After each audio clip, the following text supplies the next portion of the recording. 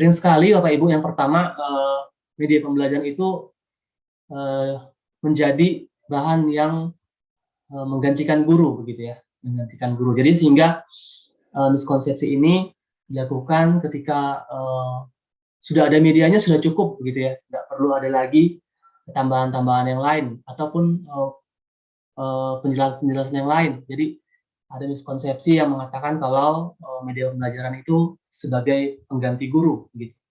Nah, lalu yang kedua mengatakan bahwa media pembelajaran itu satu-satunya sumber belajar. Nah, padahal pada abad ke-21 sekarang ya Bapak Ibu ya, media pembelajaran sudah sangat mudah ditemukan gitu ya, dicari dan didapatkan ya, bukan hanya dari buku-buku paket LKS. Sekarang sudah ada juga YouTube ya, sosial media, guru-guru yang membagikan konten tentang pembelajaran, tentang isi materi, tentang contoh.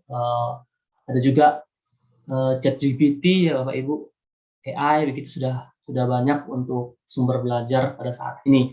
Nah, tugas kita sebagai guru adalah bisa merancang pembelajaran yang mereka, anak-anak itu bisa memilih ataupun bisa menggunakan berbagai sumber belajar gitu mungkin ya. Nah, ini konsep ini bisa kita patahkan gitu Bapak Ibu. Nah, selanjutnya mungkin yang ketiga ya, media pembelajaran hanya berbentuk digital.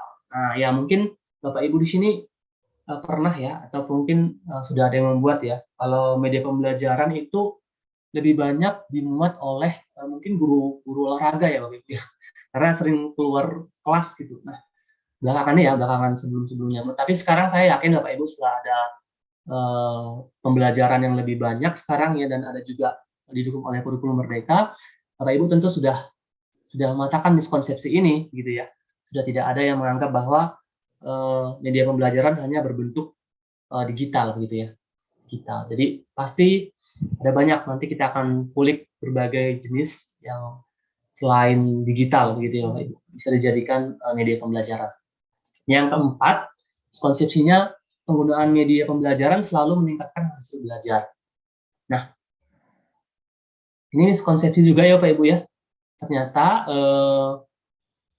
penggunaan media pembelajaran itu mungkin nggak meningkatkan hasil belajar, tapi meningkatkan motivasi belajar gitu ya, bisa juga seperti itu. Ataupun meningkatkan kemauan belajar anak gitu ya.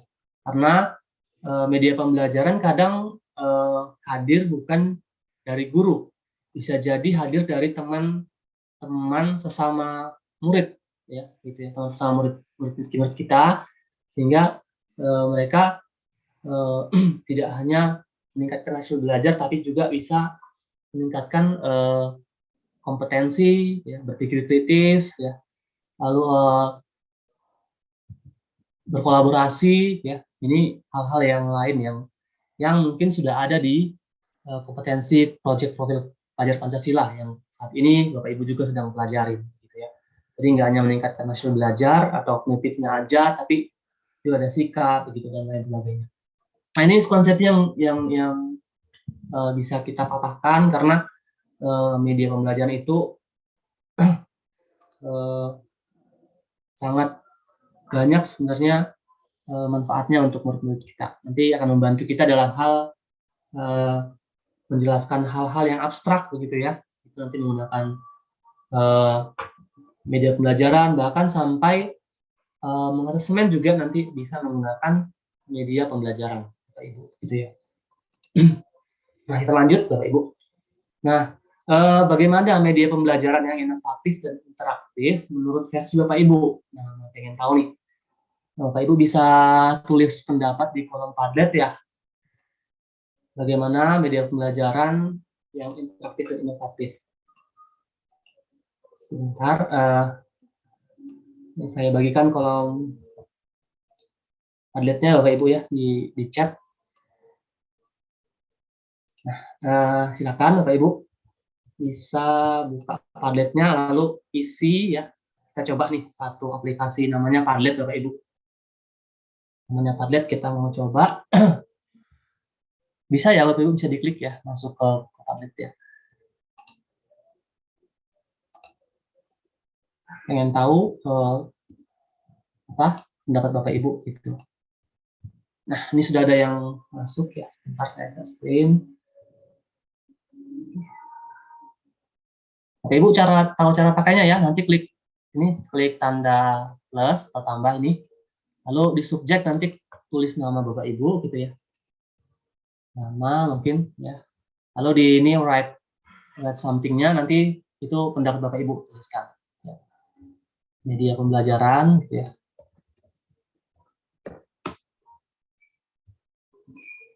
Yang inovatif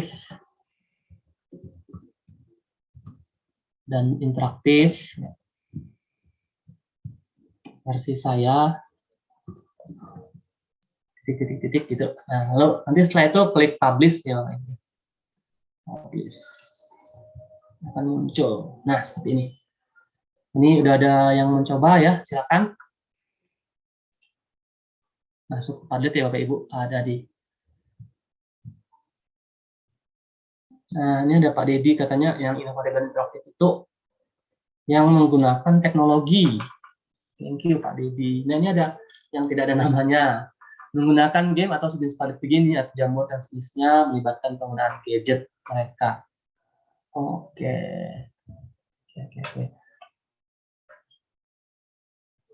Ya, Bapak Ibu silakan.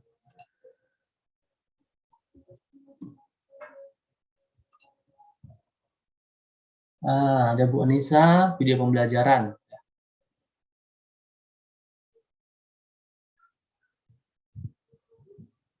Yes, nah, ini ada yang mengomentari mengomentari jawaban saya ya. Media pembelajaran yang interaktif itu yang bisa membuat siswa terlibat aktif dalam proses pembelajaran. Nah, bagus sekali ini jawabannya. Bu Farida, media yang membuat siswa tertarik untuk belajar tidak harus dengan teknologi canggih yang sederhana juga bisa. Oke, ini menarik juga Bu Farida, betul ya. Jadi tadi mengatakan miskonsepsi ya, tidak hanya menggunakan media digital aja ya, bisa kok dengan cara-cara yang lain gitu. Sehingga Bapak Ibu ketika kita nanti hanya berfokus pada media digital, mungkin murid-murid kita ya, mungkin belum mampu jadi atau belum ada media digitalnya, jadi kan kita harus lihat juga ya.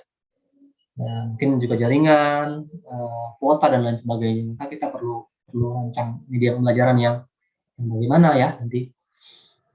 Oke, ada Bu Kadi Sri Asimati mengarah ke siswa. Ya, mengarah ke siswa gimana? Oh ya, mengarah ke siswa berarti student center ya. Oke, siap. Apa yang mereka senangi dan seperti bermain tetapi tetap belajar. Atau game dan sebagainya. Thank you, Bu Kadi. Ada Boy Sandi, Pak Boy. Pembelajaran itu yang inovatif dan interaktif ini mengubah cara mengajar konvensional atau pembelajaran pasif menjadi pembelajaran aktif. Oke. Inovatif adalah pembelajaran yang langsung memecahkan masalah yang dihadapi oleh kelas berdasarkan kondisi kelas. Nah, thank you Pak Boy. Terima kasih ya. Artinya murid nggak cuma duduk ya, duduk selama mungkin 2 jam pelajaran gitu. Kegiatannya cuma duduk gitu. Nah, itu mungkin hal yang menjadi miskonsepsi dengan media pembelajaran gitu ya. Ada Bu Afriani, media pembelajaran yang inovatif dan interaktif menurut saya yaitu yang menyenangkan dan bahagia. Salah satunya membuat media yang menarik baik visual, audio dan audio visual. Oh, gaya belajar ya. Bu Afriani mau seperti itu berarti nanti ada hal yang perlu dilakukan dulu ya sebelum membuat media pembelajaran seperti ini. Siap. Ada Pak Agus Salim ini di sini berkomentar, media yang dapat mendorong siswa-siswi memiliki semangat belajar. Sip, ada lagi Bapak Ibu silakan bisa ke Padletnya. Coba kita kasih sekali lagi supaya yang baru gabung mungkin boleh ya ke Padlet Bapak Ibu. Silakan coba Padlet.